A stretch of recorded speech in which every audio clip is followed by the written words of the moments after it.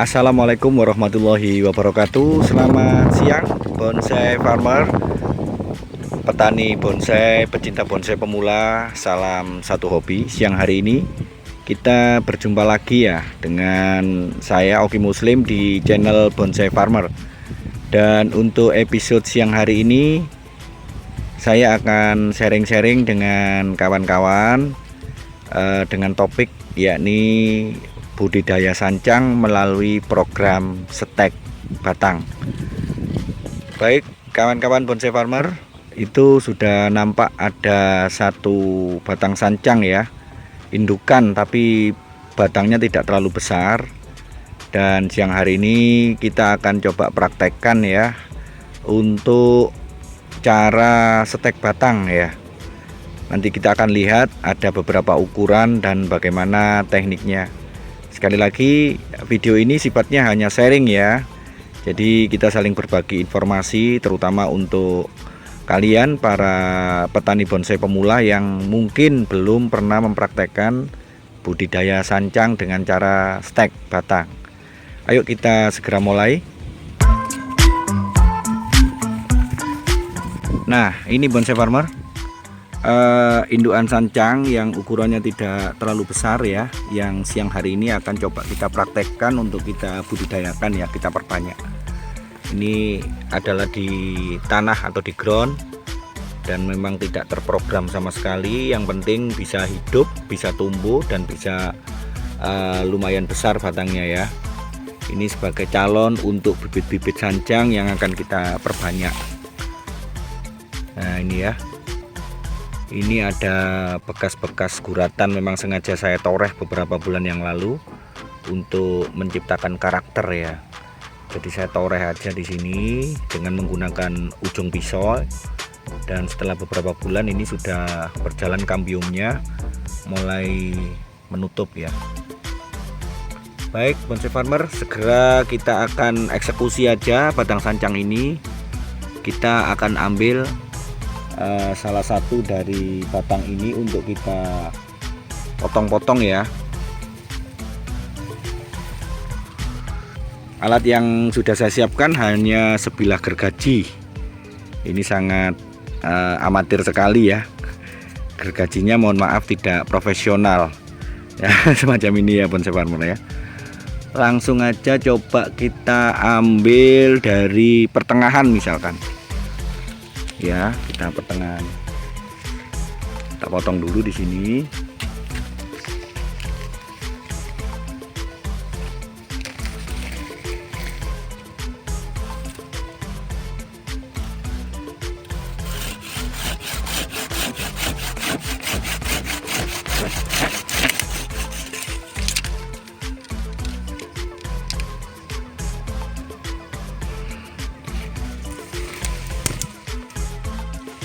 Nah,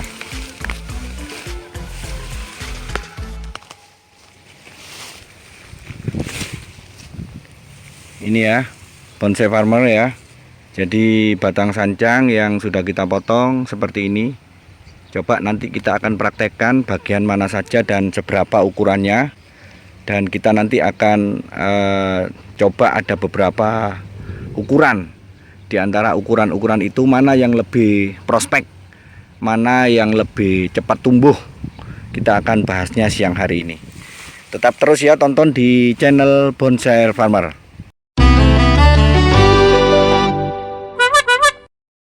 Nah, kita sekarang sudah pindah di tempat yang lebih bersih ya. Nah, ini coba akan kita eksekusi, kita potong-potong. Coba kita buang dulu ranting-rantingnya agar kita nanti bisa bebas memilih dan memotong batang sancang ini menjadi beberapa bagian. Kita buang dulu ranting-ranting yang kecil.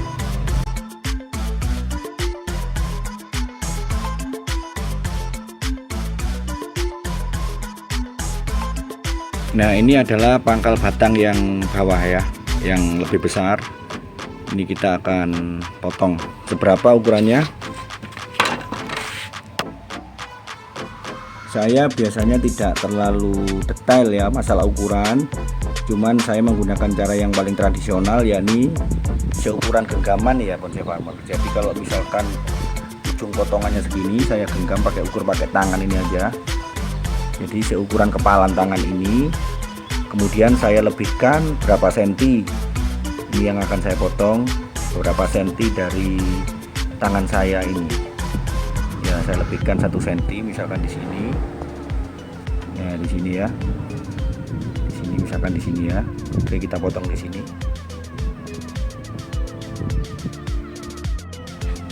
Ya, panjang segini. Kita lebihkan segini, kita potongnya.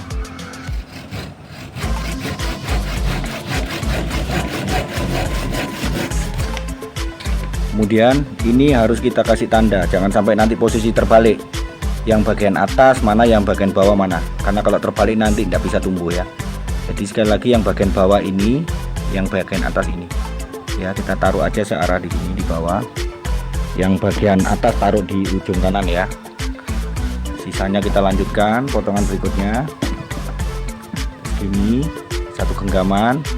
Kita lebihkan 1 cm atau 2 cm. Jadi untuk membuat stek batang ini kita tidak usah terlalu panjang-panjang ya. Tujuannya apa? Agar nanti bisa tumbuh tunas itu dari bawah, sehingga bibit sancangnya itu tidak terlalu tinggi. Karena kalau terlalu tinggi nanti para pengolah bahan bonsai ini nanti akan kesulitan. Mereka harus memotong ulang, istilahnya harus ngenol ya. Ya, jadi hingga dari akar itu nanti ada tangan-tangan yang di bawah itu.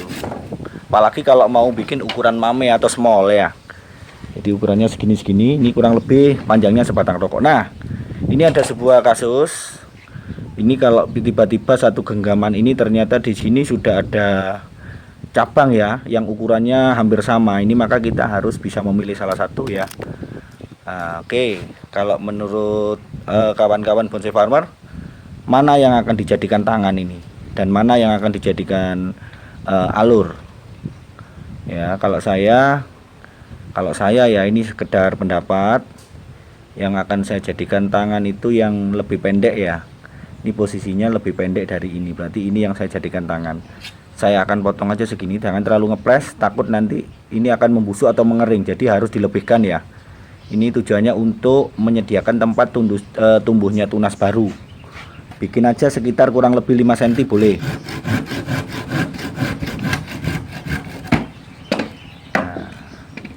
Kemudian ini adalah calon tangan nanti, biar nanti di sini tumbuh tunas. Kemudian yang ini adalah alur atau asnya, ya. Karena posisinya apa? Ini tingginya lebih tinggi yang ini ya. Jadi ini yang kita jadikan alur. Oke, kita potong juga sama, jangan terlalu ngepres agar tidak kering ujungnya. Kita lebihkan aja misalkan 5 cm di sini, ya.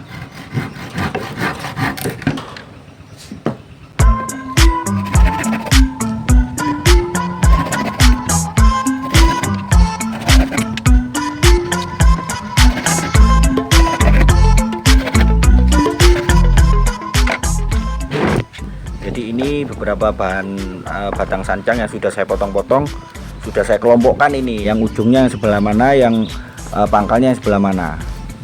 Nah ini ya, jangan sampai terbalik. Sekali lagi pada saat nanam jangan sampai terbalik. Ini ya. Baik, kita akan langsung stek ya.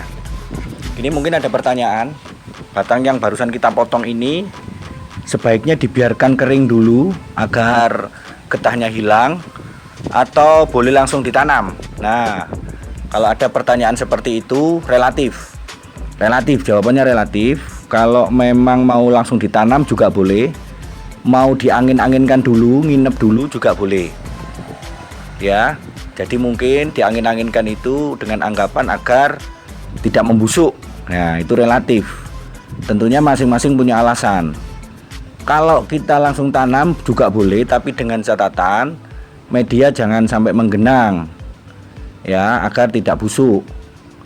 Tapi kalau misalkan harus dinginepkan dulu biar ini kering dulu, agak kering dulu ini getahnya, ini juga boleh ya, juga boleh. Tapi dengan catatan atau dengan syarat ngangin-nganginkannya jangan sampai di tempat yang terik, yang panas. Kalau bisa ditaruh di daerah yang lembab seperti di dekat kamar mandi atau di daerah yang lembab manapun ya, di bawah pohon misalkan, boleh kita angin-anginkan selama 1 malam seperti itu. Baik, kita akan lanjutkan dengan proses penanaman langsung ya. Jadi batang-batang stek ini tidak perlu saya karantina dulu, tapi habis dipotong langsung kita tanam siang hari ini. Ayo kita lanjutkan. Nah, bonsai farmer kita sudah ada di lahan. Ini saya cari tempat atau space yang sebenarnya ini terlalu beresiko karena di sini tidak ada naungan ya. Tidak ada naungan di sini. Ini akan lebih baik kalau kita menyemainya ini di tempat yang teduh ya.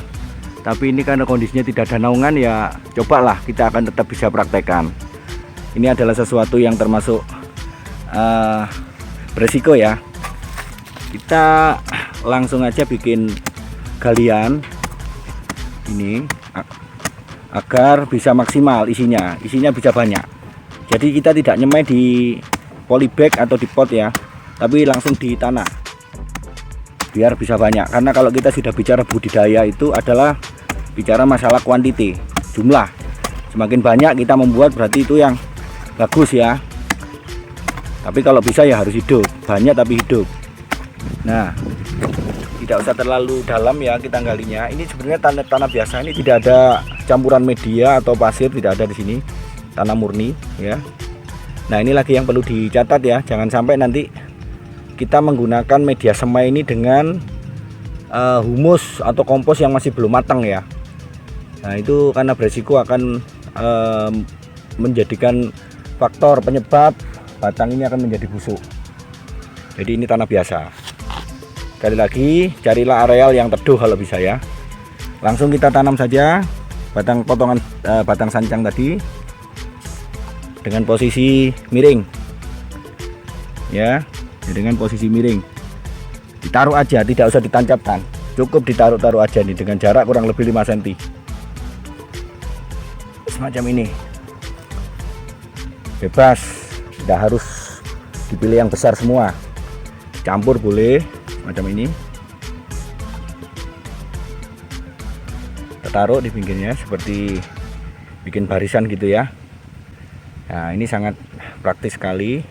Kemudian kita taburi dengan hasil galian tadi, tanah galian tadi. Ingat, tidak perlu ditekan ya, cukup ditaburkan aja, ditutup aja. Nah, jadi tidak seluruh bagian yang tertanam di sini, kurang lebih 2 atau 3 cm yang tertimbun oleh tanah ya. Jadi tidak perlu ditekan, cukup ditutup gini aja. Nah, setelah itu langsung kita siram menggunakan sprayer atau disiram begitu pelan-pelan, jangan sampai nanti timbunan tanah ini jadi rusak atau membuka sehingga bagian pangkal batang ini akan kena sinar. Jangan sampai ya, jadi nyiramnya harus dengan pelan-pelan.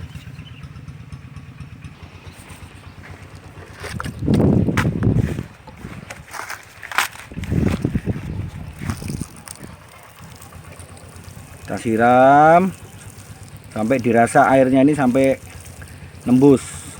Kelebihan pun tidak masalah ya, karena ini untuk awal tidak masalah. Terus yang kedua, karena ini tidak dipot, jadi kelebihan air ini akan tetap terserap ke bawah. Sesaat lagi dia pasti akan habis ya. Jadi kelebihan pun tidak apa-apa, tinggal gini aja. Nah, jadi untuk proses penyemaian sancang sudah selesai untuk tahap pertama ini ya. Sudah selesai, kita nanti tinggal nunggu 1 minggu atau 2 minggu atau 3 minggu. Itu ya bonsai farmer ya. Jadi ini adalah cara-cara yang ekstrim. Kita tidak menggunakan penutup, tidak menggunakan naungan, dan kita menanamnya di tempat yang terik. Sekali lagi di atasnya tidak ada naungan. Nah, itu ada pohon tapi tidak di atas penyemaian ini ya. Jadi kita langsung di bawah terik semacam ini. Nah, nanti setelah umur 2 minggu atau 3 minggu biasanya langsung akan tumbuh calon-calon tunas atau mata-mata tunas. Ini ada contoh yang sudah saya tancapkan kurang lebih 2-3 minggu yang lalu ya. Ini sudah keluar mata tunas ya. Ini sudah jadi semuanya keluar mata tunas. Ini juga,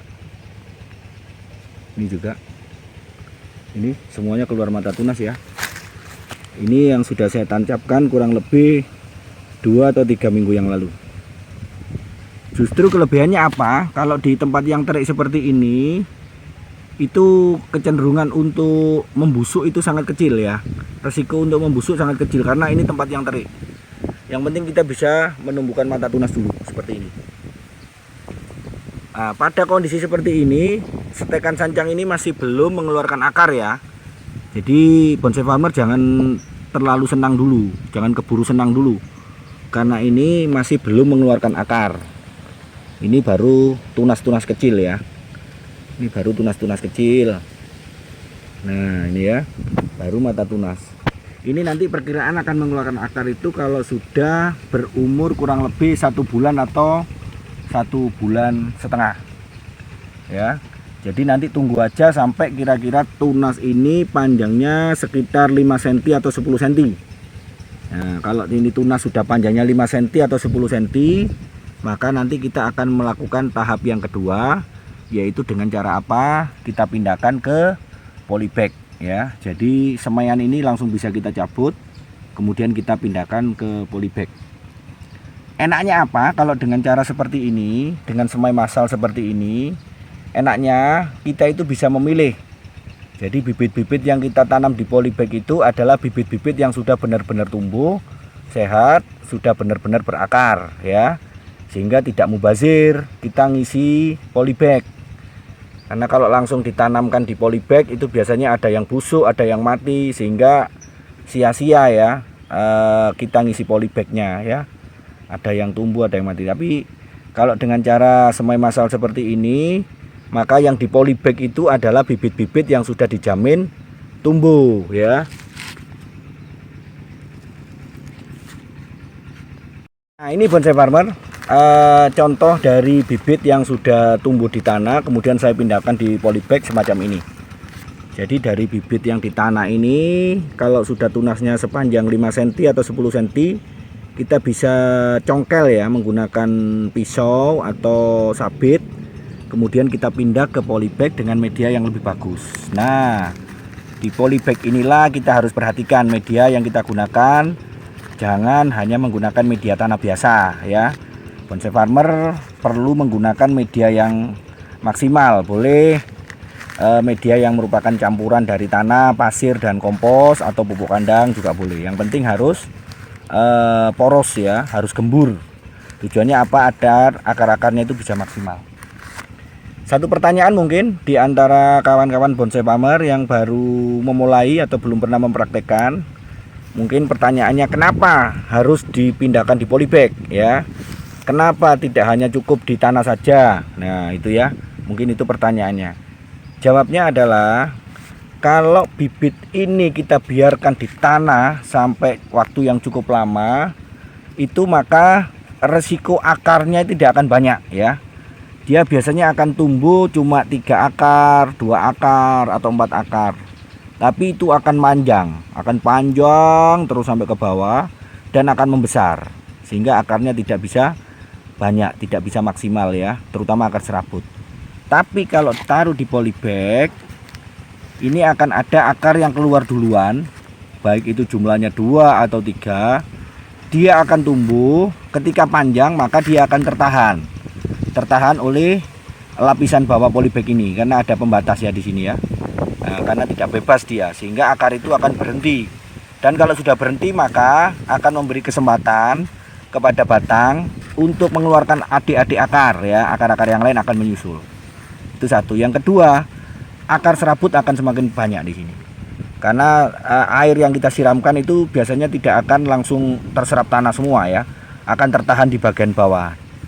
Dan itu akan merangsang tumbuhnya akar-akar serabut ya. Jadi kenapa harus kita melakukan 2 kali langkah atau 2 kali kerja yang mungkin menurut kawan-kawan bonsai farmer itu tidak efisien? Ya bolehlah kawan-kawan punya pemikiran semacam itu, bolehlah kawan-kawan bonsai farmer punya cara-cara yang beda ya. Jadi kita itu bebas berkreasi, mencari sebuah pola yang sekiranya itu pas menurut kita. Kadangkala memang pola atau cara yang diajarkan oleh orang lain itu belum tentu cocok atau pas buat kita ya. Jadi siang hari ini saya sifatnya hanya sharing aja. Saya hanya menyampaikan inilah cara-cara yang saya terapkan untuk budidaya sancang secara massal ya. Jadi seperti ini. Nanti setelah berumur 1,5 bulan atau 2 bulan dari semai dasar ini, kita akan memindahkannya ke dalam polybag ya. Sekali lagi ini tampilan yang sudah saya pindahkan ke polybag. Di dalam polybag ini kita akan tunggu nanti sampai dia benar-benar subur, dan bonsai farmer bisa mulai melakukan penataan dasar pada saat sancang ada di dalam polybag. Maksud saya untuk melakukan wiring ya. Ini mungkin tunas-tunas ini mulai dibentuk ya, diarahkan kemana, dibuang yang mana, dipilih yang mana gitu ya. Nah, ini bisa kita lakukan di dalam polybag ini selama beberapa bulan ke depan. Tapi kalau memang sebelum selesai itu tiba-tiba bibit sancang kita itu sudah laku ya, mau tidak mau maka ini akan kita jual ya. Biasanya saya menjualnya untuk seukuran ini itu kita jual dengan harga partai Rp3.000 ya. Jadi harga per polybag dengan kondisi bibit semacam ini itu kita jual dengan Rp3.000. Nah, nanti untuk bibit-bibit yang tidak laku, yang itu mungkin sampai berjalan beberapa bulan atau sampai hampir 1 tahun ya, kita akan pindahkan lagi ke ground, ke tanah lagi agar cepat besar ya. Jadi sementara itu ya, berbagi tips untuk siang hari ini dari saya. Mudah-mudahan video ini bisa bermanfaat. Silakan Anda bisa kirimkan saran dan komentarnya. Terima kasih, saya Oki Muslim dari Bonsai Farmer pamit. Wassalamualaikum warahmatullahi wabarakatuh.